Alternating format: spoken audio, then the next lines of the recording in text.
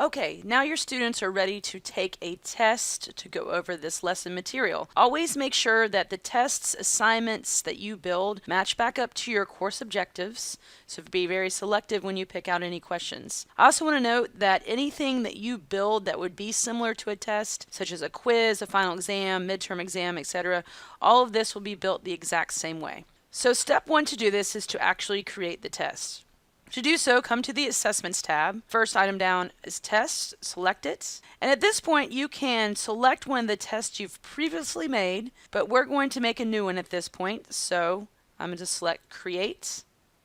And it's going to take us to a screen where hopefully this is starting to look familiar to you. So this would be in the example test. Here you will offer a description of the test. This would be things like how long a student has to take it if it's a timed attempt, how many questions. Sometimes instructors will highlight the objectives that are going to be covered on the test, anything you want students to view before they enter the test.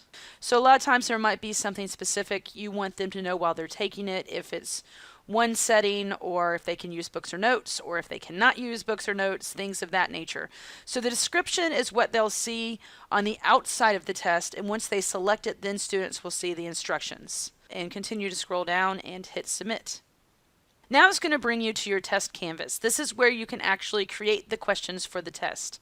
So since this is going to be a new test, I'm going to come to Create Question, and you have a number of things to choose from, so you can experiment on these on your own. I'm just going to do a couple examples. So I'll start with an either or, so you can see what that looks like.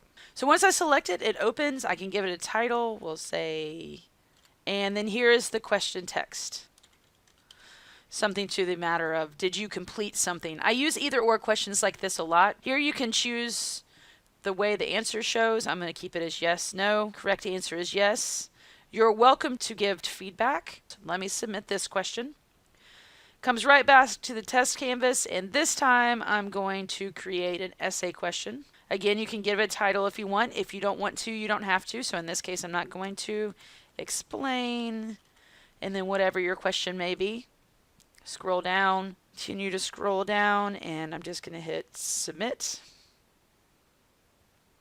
And this last one, I'm going to do multiple choice. And it opens. I'm not going to give this a specific title. So write your question. Then I scroll all the way down to the answers section. You can see this here. You can choose the amount of answers you want. 4 is fine. So I'm going to say this is the correct one. And right beside that, you see a little button you can push in case you want the second one to be the correct answer. I'll leave it at the first one.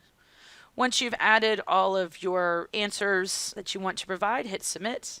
And if I can scroll down, I can see now that I've created 3 questions. There's a little green check to explain which one I have noted as the answer, and you'll see for the essay, there is not an answer given because we will have to grade that upon the student's submission. But with the other 2, the multiple choice and either or, true false type of thing, you can give it an answer and it will self-grade those portions. Another part I want you to notice is you can adjust the points here. 10 points, to me, seems like a lot of points for a question.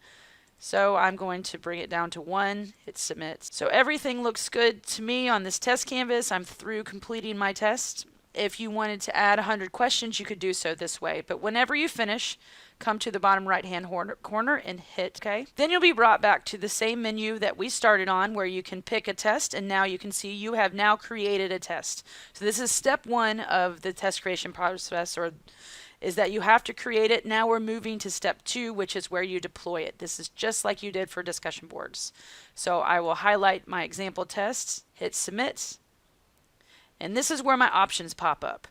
Here is the description that I entered when I was creating it. Scroll down, I ignore things until I get to test availability. Yes, I want to make this available to students. This is a really important checkbox because, as you just saw, the default is no, and if you leave it at no, students will never see your test. So move that over to yes. If you're deploying something that is new and you want to tell students about it, you may want to add an announcement. It'll send an announcement out to your entire class that the test has been deployed. I'm not going to do that at this point.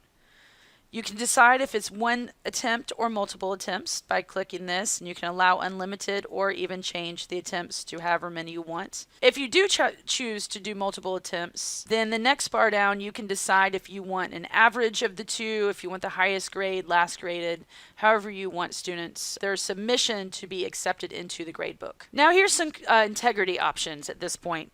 You can force completion, which means once started, this test must be completed in one sitting. That's a really good idea to keep students from being able to exit and re-enter tests, but it's not something I highly recommend, because if a student ever gets kicked out of Blackboard or loses their ability to use the internet for a moment, they can't go right back in, because then that one attempt would have been used up. So I do not check this. Again, that is up to you, but I want you to think about it before you just check it. What I do always do is set the timer. So I'm going to select set timer, and just consider how many questions you're asking and how long you expect students to have to spend on those questions. In this case, it's 3 questions. The essay shouldn't take too long, so I'm going to change this to 15 minutes. Now you get to decide if you want that test to submit automatically when the 15 minutes is up, or if you'd rather students continue working on it. If students do continue working on it, meaning that you're leaving this off, then you will get a notice when you go into grade that students went above the time limit. Now you can display its availability. If you want to work on an increased integrity function, you can choose to use a password, meaning that students will have to type in a password before they enter the test. This is very common for things like final exams, when you're trying to make sure students all take it together or in a proctored environment. The next section is about exceptions, which has to do with accommodations.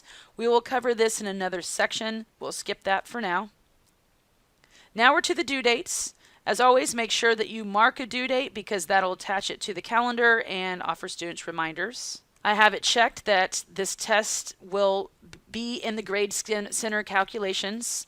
Again, a reason to uncheck this is if you make a practice exam, then students will be able to take it without having it attached to the gradebook. So if you want this attached as part of their grading criteria, then leave that checked. And then finally, you get to decide how you want to show results and feedback to your students. You can do it after submission. You can do it after due date. However you want them to be able to receive it. It's a good practice to do it after due date if this is a closed book and individual test effort. That way students can't go back and review their tests and share information with other students. You can also decide what they can review. If they can see all answers, the correct answers, the submitted answers, or even the questions that they got incorrect. So you can make these decisions about what students view as well. And lastly is one more integrity item, where you get to decide if the test will be presented all at once. And all at once is a very student-friendly view. They just scroll through the test, but it's very poor for test integrity, because it would be easy to take pictures, really convenient to take pictures and share of the test. So let's move it to one at a time, at least make it more difficult on them. If you really want to lock them down, you can hit prohibit backtracking, so students can't go back through the test. Once they move from a question, they can't go backwards. And I don't use this very often, because I know students like to review before submitting. But I do usually randomize the questions, so if 2 students are sitting together, they won't be able to see the same questions at the same time. Okay, now I've got all my settings ready. I'm going to hit submit. Since I created and deployed the test, if I come down to the bottom, the test is now available. And again, you can move it anywhere you want just by dropping and dragging.